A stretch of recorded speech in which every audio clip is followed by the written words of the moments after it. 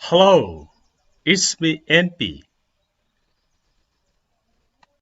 Welcome to English Learning Home. Home, ELH. Please don't forget to subscribe this channel and click the notification bell.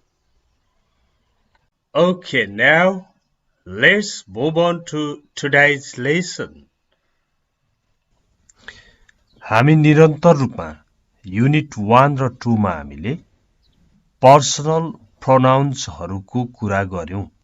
Personal pronounce भन्ने बित्तिकै अब हामी I म, my मेरो, me मलाई, myself म आफै, त्यस्तै वी हामी, आवर हाम्रो, अस हामीलाई, आवरसेल्भ्स भनेको हामीहरू आफै, यस्तो खालको कुराहरू अभ्यास गर्दै आएका छौं र यो पर्सनल प्रोनाउन्सको अन्तिम युनिट हो। एउटा टपिक हामीले युनिट 1, 2, 3 गरेर सिद्ध्याउन लाग्यौं। अब आजको अभ्यासमा हेर्नुहोस् है।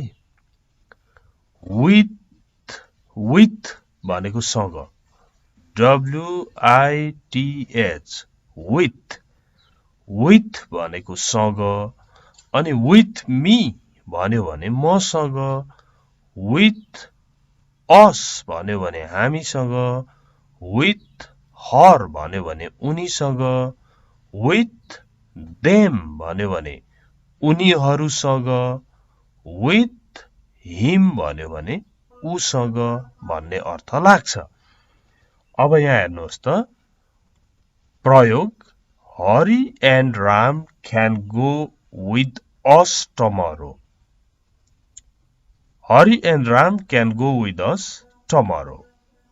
विथ अस भनेको हामीसँग, क्यान भनेको सक्नु, क्यान गो भनेको जान सक्छन् भयो।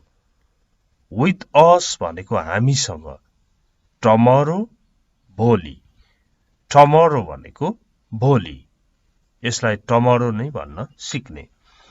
हरि र राम भोलि हामीसँग जान सक्छन् भनेपछि मसँग जान सक्छन् भन्नु पर्यो भने Hari and Ram can go with me भन्नुपर्छ।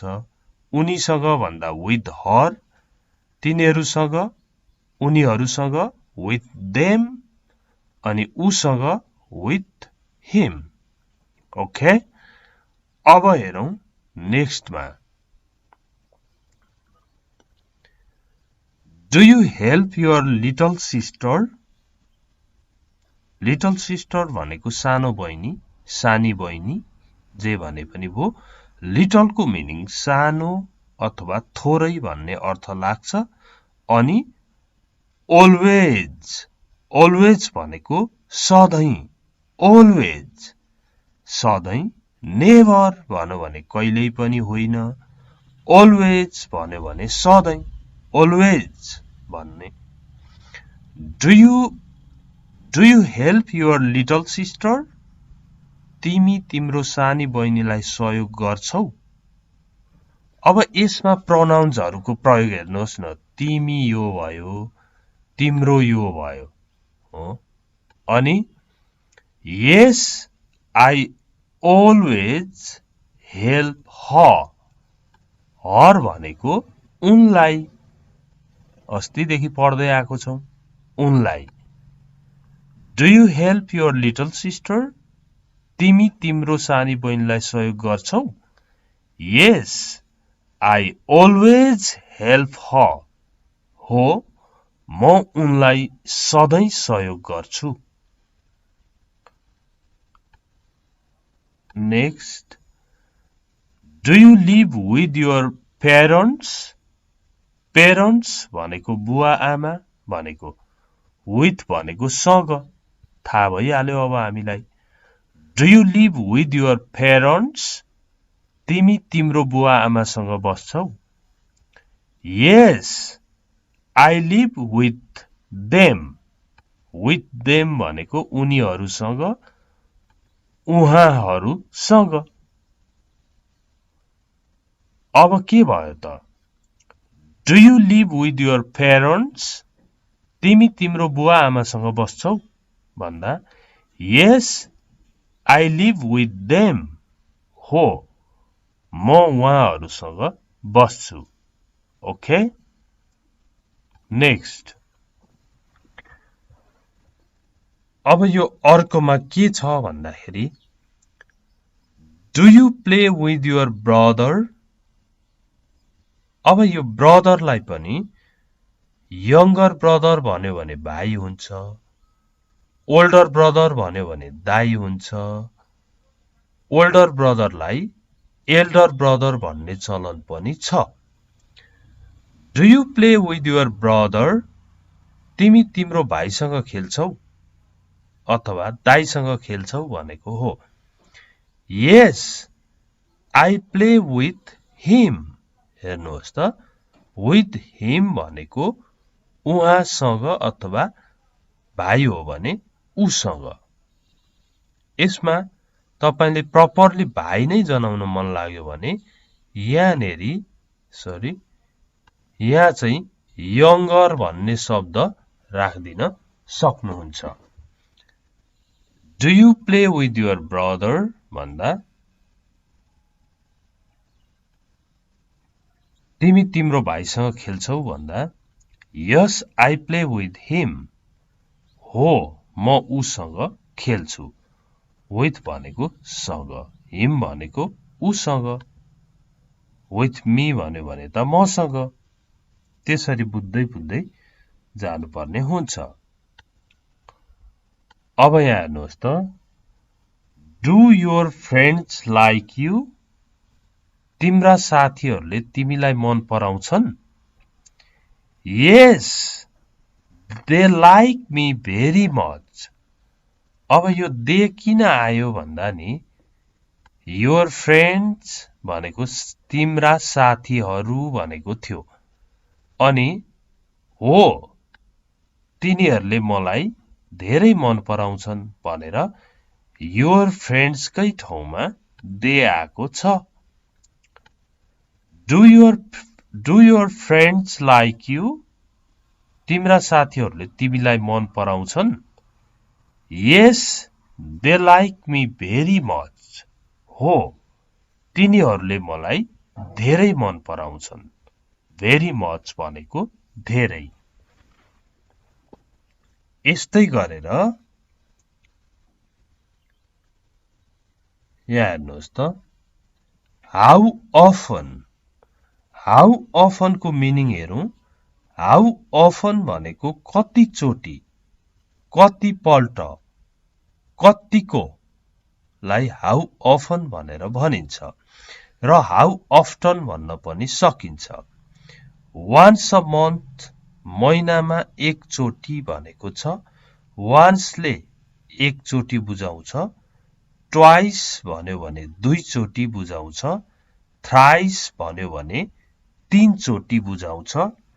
अनि चार चोटीबाट चाहिँ 4 times, 5 times भन्दै जानु पर्छ. अब हेर्नु त. How often do you visit your parents? Visit भनेको भेट्न जानुलाई पनि visit भनिन्छ, भ्रमण गर्नुलाई पनि visit भनिन्छ. भनेपछि How often do you visit your parents? तिमी तिम्रो बुवा आमालाई भेट्न कति चोटी जान्छौ, कति पल्ट जाने गरेका छौ त भनेर सोध्दा I visit them once a month. म उहाँहरूलाई भेट्न महिनामा एक चोटी जान्छु. Once a month. दुई चोटी जानुहुन्छ भने twice a month. तीन चोटी thrice a month. यसरी बनाउँदै जानुहोस्. अब यहाँनेरि how often छ अनि once twice छ नि. यस्तै how often को आन्सरमा always, never, sometimes, every day, every month, every Friday, daily जस्ता आन्सरहरू दिनुपर्ने हुन्छ। तपाईलाई कसैले how often do you drink T भन्यो भने I drink T twice a day, दिनमा 2 चोटि पिउँछु, अथवा थ्राइस अथवा आई नेभर ड्रिङ्क टी, म कहिले पनि चिया पिउँदिन, यस्तो आन्सर तपाईले दिनुहुन्छ। यो चाहिँ भयो प्रोनाउन्सहरुकै प्रयोगमा।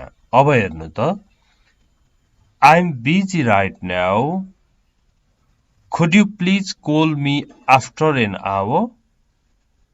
म अहिले व्यस्त छु, मलाई 1 घण्टा पछि फोन गर्न सक्नुहुन्थ्यो कि भनेर भनेको छ। खासमा तपाई भन्ने शब्द हो यो, मी भनेको मलाई भयो। यसरी प्रोनाउन्सहरुकै प्रयोग हामीले हेरिराखेका छौं। तपाई व्यस्त हुनुहुन्छ भने I am busy right now भन्नुहोस्, अनि कसैलाई भरे फोन गरोस् भन्ने लाग्छ भने could you please भन्नुहोस् अनि call me, हेर्नु है, could you please call me after an hour भने जस्तै after 10 minutes, after 20 minutes, in the evening, हो यसरी तपाईले यहाँनेरि बनाउन सक्नुहुन्छ। यो चाहिँ भयो प्रोनाउन्सहरुको प्रयोग सम्बन्धी। अब फेरि युनिट 4 मा चाहिँ डेली युज हुने शब्दहरुको एउटा लामो लिस्ट पढ्नु पर्ने हुन्छ। धेरै लामो लिस्ट बनाउन पाइदैन, यो 1000 सब्स्क्राइबर्स नभएसम्म लामो भिडियो बनाउनै पाइदैन।